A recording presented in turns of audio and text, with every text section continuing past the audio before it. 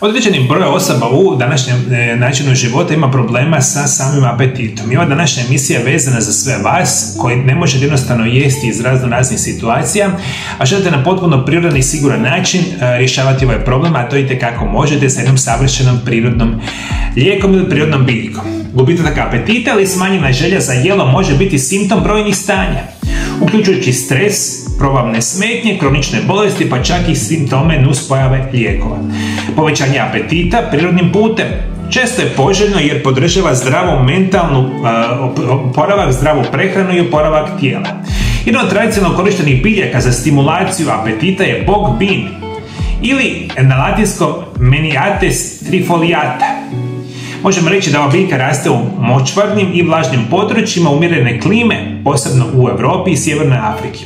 A dio biljke koje najčešće se koristi su listovi i korijen, a sadrži gorke tvari poput menijatrina, flavonoide i tanine koje potiču apetit i probavu. I ova vrsta biljke koja se naziva bog bin danas super i jednostavno možete kupiti u formi kapsula, čajeva i tinktura u dućanima zdrave hrane. Samo ovo lijepo zapamtite, upišite na tražilicama ime biljke u formi i čak i latinskog naziva i onda ćete puno jednostavnije pronaći ovu samu vrstu biljke.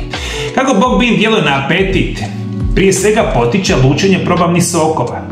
Gorke tvari u biljci stimuliraju želučane i biljne sokove, čime se poboljšava probava i apsorpcija hranjivih tvari.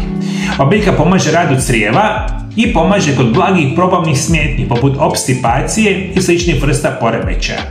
Isto tako poboljšava opće stanje, energiju i želju za jelom. Ono što ću vam danas preporučiti bit će doze i načini primjene ove biljke. Evo vam čaj od bog bina. Sastoji se jedna čajna žličica suhih listova ili korijena, 250 ml vode. Priprema: preliti biljni materijal sa vrelom vodom i ostaviti da stoji 10 do 15 minuta te procijediti.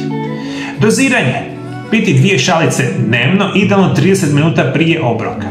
Tinktura od bog bina možete obavezno koristiti 20 do 30 kapi razređeno u vodi 2 puta dnevno prije jela. Bog bin se često kombinira sa biljkama poput gorke naranče, džumbira i artičoke za pojačani stimulans i pojačavanje želje za hranom, pojačavanje probava i sl.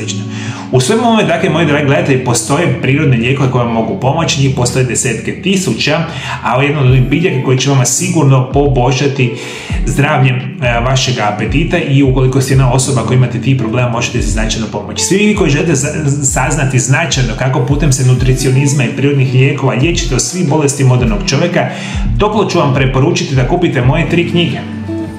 Moje 3 knjige se nazivaju Isprekidani post, tajne zdravlje i dugovječnosti. Ova knjiga je vezana za prehranu i nutricionizam. I onda imate još 2 knjige koje se nazivaju Čudesni prirodni lijekovi prvi i Čudesni prirodni lijekovi drugi dio.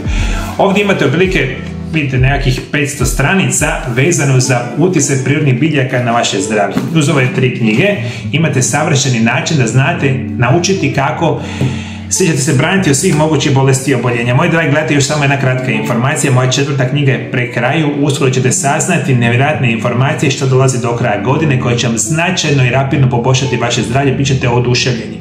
Za sve vas koji želite saznati kako se putem isprekidanog posta, koji je najzdraviji režim prehrane, koji sam pisao u ovoj mojoj knjizi, značajno poboljšavate svoje zdravlje, pogledajte obavezno ovaj video zapis pored mene, pomozite sebi, pomozite drugim osobama.